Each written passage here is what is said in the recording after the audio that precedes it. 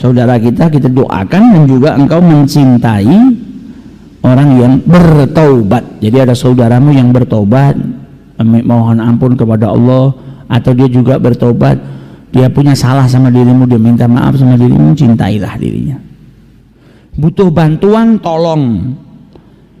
Dia minta maaf kepada dirimu atas perbuatannya, berikan maaf. Bahkan sebelum dia minta maaf, kalau bisa kau maafkan. Jadi nggak dendam. Belum minta maaf sudah kau maafkan. Nah, itu pahalanya besar sekali. Kalau minta maaf, maka maafkan. Loh, ini kesalahannya luar biasa. Ya sekarang kau itu diperintahkan untuk menjadi orang yang pemaaf. Lu susah ini kesalahannya, semakin susah pahalanya semakin besar. Tinggal kau mau atau tidak. Nabi Muhammad SAW dapat perlakuan tidak baik lebih berat daripada kita. Tapi beliau selalu memaafkan. Setiap ada orang yang berbuat salah yang pribadi kepada beliau, ya beliau nggak pernah marah, yang ada dimaafkan. Beda halnya kalau itu yang dilakukan sama orang tersebut bersangkutan dengan Allah Ta'ala, dengan syariatnya Allah, nah itu beliau marah. Marahnya bukan karena dirinya, tapi marahnya karena Allah Subhanahu Wa Ta'ala. Kalau ada orang yang menghinakan Allah atau menghinakan syariahnya, nah itu baru dia marah. Marahnya karena Allah. Tapi kalau personal, beliau nggak pernah marah, yang ada dimaafkan. Yang nyaci beliau dimaafkan, yang maki beliau dimaafkan, yang menzalimin beliau dimaafkan. Dan ini sifat-sifatnya kaum salihin, orang-orang yang soleh mulai dari dulu itu suka memaafkan. Baru kemarin kita hadir haulnya Habib Ali bin Muhammad Al-Habasyi. Kalau yang hadir Rauha terakhir disebutkan di kalamnya Habib Ali, bagaimana beliau itu punya sifat pemaaf yang luar biasa. Sampai beliau mengatakan apa? Aku bersyukur kepada Allah Subhanahu Wa Ta'ala karena tidak tidur aku di malam hari dengan rasa kebencian kepada saudara muslim lainnya. Gak pernah beliau itu tidur dalam keadaan nyimpen benci sama saudara, marah sama saudara, enggak. Imam Al-Haddad setiap mau tidur, maafkan ya Rab, kalau ada orang yang berbuat salah sama saya maafkan semuanya. Jadi tidurnya gak nyimpen rasa benci, tidurnya dalam keadaan apa? Memaafkan seluruh kesalahannya orang lain. Sampai Al-Habib Ali dikatakan apa? Setiap ada orang yang berbuat buruk sama dirinya, menzalimi dirinya, gak pernah dibalas dengan cacian, makian atau perbuatan zalim yang sama. Bahkan Habib Ali gak pernah mengharap keburukan itu datang kepada saudaranya. Doakan jelek gak pernah. Yang ada apa? Didoakan kebaikan. Bahkan dikatakan apa? Beliau itu selalu berjuang menyuguhkan kepada saudaranya yang berbuat buruk kebaikan, baik itu daripada dirinya atau daripada hartanya, malah dibaikin, dijamu, dikasih hartanya, dibantu, selalu dipersembahkan yang baik untuk saudara-saudaranya. Makanya sampai banyak orang yang berubah itu karena akhlak, karena ngelihat kebaikan-kebaikan kepada orang yang dijahatin. Ini orang dijahatin tapi dibalas dengan kebaikan, akhirnya orang ini berubah. Syekh Abdul Qadir Jailani ditanya sama perampok, punya duit, yang lainnya dirampok, ini anak kecil, perampoknya tadinya bingung, ini apa anak kecil apa punya duit ini. Tapi coba ditanya, kau punya uang? Punya. Mana? Di balik baju saya ini, saya pakai jubah, di belakangnya dijahit sama ibu saya. Berapa? Sekian. Malingnya bingung, ini anak kok bawa uang banyak. Ya karena dia pergi mau menuntut ilmu, disangoni sama ibunya. Dicek, dibuka, betul loh, ada uang betul ini anak. Ditanya sama perampoknya, engkau nih saya tanya punya uang apa? Enggak, kok malah ngaku, padahal kau tahu kita ini perampok. Kau lihat ini orang-orang lain kita rampok, lah kau malah kau ngaku. Kata anaknya apa? Karena saya diperintahkan oleh ibu saya untuk tidak berdusta. Saya mau berangkat ngaji, ini ibu saya perintahnya satu, nak jangan berdusta, jadilah orang yang jujur. Kata perampok tadi, kalau kau berdusta ibumu kan nggak tahu, ibumu ini kan jauh, nggak di sini bersama dirimu. Andai saja kau berdusta ibumu nggak tahu, uangmu selamat, nggak kami ambil. Kata beliau yang saat itu masih kecil apa? Kalau ibu saya nggak tahu, tapi kan yang menciptakan ibu saya tahu. Ibu saya nggak bersama saya, tapi yang menciptakan saya selalu bersama dengan saya. Allah tetap akan tahu. Kaget ini perampok, anak kecil takutnya sama Allah luar biasa. Anak kecil akhlaknya seperti ini, sifat baiknya seperti ini. Yang ada perampoknya nggak jadi ngerampok, malah ikut ngaji sama Syekh Abdul Qadir Jailani. Berubah karena apa? Akhlak. Kalau orang sudah bisa ngamalkan kebaikan, akhlaknya Nabi dicontoh, akhlak itu kalau diamalkan jadi dakwah. Saya nggak punya ilmu, jangan dakwah dengan ilmu, dakwah dengan akhlak. Engkau nggak bisa ngajar, ajarkan orang lain dengan perilakumu, itu lebih membekas. Ngamalkan akhlaknya Nabi Muhammad SAW, dilakukan, dipraktekkan, maka itu lebih membekas, dan itu bagian daripada dakwah ketika kita berakhlakul karimah, menolong, memaafkan, mendoakan, mencintai orang-orang yang bertaubat kepada Allah Subhanahu wa taala. Wa qala Ibnu Abbas radhiyallahu anhuma, diriwayatkan oleh Abdullah bin Abbas, di mana beliau menafsirkan atau memaknai dalam firman Allah Subhanahu wa taala, ruhama'u bainahum, jadi saling menyayangi di antara mereka satu sama yang lainnya.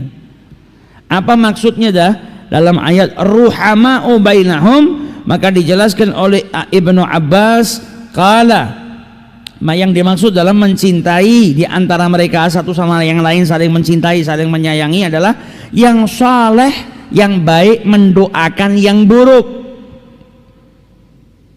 dan juga sebaliknya, yang buruk juga mendoakan yang soleh, satu sama lain saling mendoakan. Yang soleh mendoakan yang buruk supaya yang buruk ini dapat hidayah, yang buruk juga mendoakan yang soleh supaya yang soleh ini tetap istiqomah dalam kesolehannya. Jika orang yang buruk itu memandang orang yang soleh, ngelihat orang yang soleh, maka dia berdoa kepada Allah Subhanahu wa taala, Allahumma barik fima qasamta lahu minal khair, ya Allah berkahilah daripada kebaikan-kebaikan yang telah Engkau berikan kepada dirinya, dan tetapkanlah dirinya itu di dalam kebaikan, istiqomahkan, teguhkan jalannya dalam kebaikan, jangan sampai orang ini keluar dari kebaikan. Wanfa'na bihi, dan berikanlah manfaat dari orang ini kepada saya. Sebaliknya, orang yang soleh kalau ngelihat orang yang buruk, dia juga berdoa, Allahumma hdihi, ya Allah berikanlah petunjuk kepadanya, berikanlah hidayah kepadanya, wa tub alaih, dan terimalah taubatnya, wa ghafir lahu idratuhu, wa minha an yuhibbal mu'minina ma yuhibbu li nafsihi wa yukrahu lahum ma yukrahu li nafsihi. Dan juga berdoa kepada Allah Subhanahu wa taala, ya Allah berikanlah petunjuk kepada orang ini, terimalah taubatnya, dan ampuni kesalahan-kesalahannya. Satu sama lain saling mendoakan. Kita kalau melihat orang yang soleh gimana? Ya mungkin kita nggak pernah berdoa, padahal dianjurkan kita berdoa supaya masuk dalam ayat ruhama bainahum. Kalau kita ngelihat orang yang buruk, jangan anggap diri kita lebih baik daripada dirinya. Ngelihat ada orang ahli maksiat yang kita tahu nih ahli maksiat, doakan. Selain kita bisa memberikan nasihat dan lain sebagainya, jangan lupa untuk mendoakan, Allahumma hdi, ya Allah berikanlah hidayah kepada orang ini, petunjukmu kepada orang ini ya Rabb. Wa tub alaih, terima taubatnya, jadikan dia bertobat kepada dirimu dan dia taubatnya kau terima, dan ampuni dosa-dosanya, ampuni kesalahan-kesalahannya ya Rabb. Jangan cuma lihat tok, malah dicaci maki, malah nganggap diri kita lebih baik. Nah ini yang salah. Yang ada harus kita doakan, siapapun itu. Yang soleh kita doakan tambah soleh, istiqomah dalam kesolehannya, teguh dalam kesolehannya. Yang buruk kita doakan supaya mendapatkan hidayah dari Allah Subhanahu wa taala. Dan tadi sebagaimana dijelaskan dalam hadis, hendaknya seseorang mukmin itu mencintai bagi mukmin saudara mukmin yang lainnya sebagaimana dia mencintai sesuatu kalau itu ada pada dirinya, dan membenci sesuatu sebagaimana kalau sesuatu itu juga ada pada dirinya. Qala An-Nu'man bin Bashir, Sayyidina Nu'man bin Bashir, beliau berkata, sami'tu Rasulullah sallallahu alaihi wasallam yaqul, aku mendengar Rasul sallallahu alaihi wasallam bersabda, mathalul mu'minina fi tawaddihim wa tarahumihim kamathalil jasad idza ishtaka 'adwun minhu tada'a sa'iruhu bil humma was-sahr. Jadi seorang mukmin ini diibaratkan sama Rasulullah sallallahu alaihi wasallam hubungannya, saling mencintainya, saling menyayanginya itu diibaratkan sama Rasulullah seperti satu tubuh. Mukmin itu seperti satu tubuh. Kalau anggota tubuh yang satu, sebagian daripada anggota tubuhnya itu sakit, maka sakitnya itu akan mengundang sekujur tubuhnya itu ikut merasa sakit, terkadang bisa panas sampai nggak bisa tidur. Misal ada orang, kalau diibaratkan mukmin itu seperti satu tubuh. Ada orang yang satu tersakitin atau yang satu sedang punya masalah, jangan sampai kita tidak pedulikan dia, karena kita itu mukmin sama mukmin seperti satu tubuh. Satu tubuh itu gimana? Kalau ada gigi yang sakit, kan nggak mungkin mata itu bisa merem, bisa tidur. Yang ada sebadan nggak enak semuanya. Tangan kita mau gunakan untuk kerja nggak bisa, kaki kita mau kita langkahkan ke tempat manapun susah. Karena apa? Nggak enak, ini gigi sakit.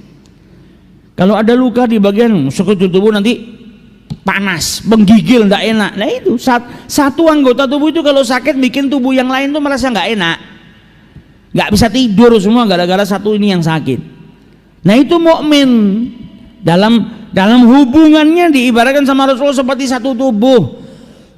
Kalau ada saudaramu yang sakit, itu ibarat salah satu daripada anggota tubuhmu sakit. Jangan kau hiraukan. Masa ada orang giginya sakit, sudah apa-apalah, saya mau kerja dulu. Cokot-cokot yang luar biasa. Biar gigi saya nggak mau gobres, saya mau tidur. Nggak bisa tidur kau. Gimana caranya tidur kalau gigimu sedang sakit? Nah begitu juga dengan saudaramu. Jangan kau biarkan. Anggap seperti kau sedang sakit gigi, maka nggak enak semuanya. Kau harus bantu dia. Kau harus peduli sama dia. Kalau ini sudah sembuh giginya, baru sekujur tubuhmu bisa enak, bisa tidur. Kalau saudaramu ini sudah kau bantu dan dia keluar dari masalahnya, maka kau baru merasa nyaman. Dan ini dipraktekkan.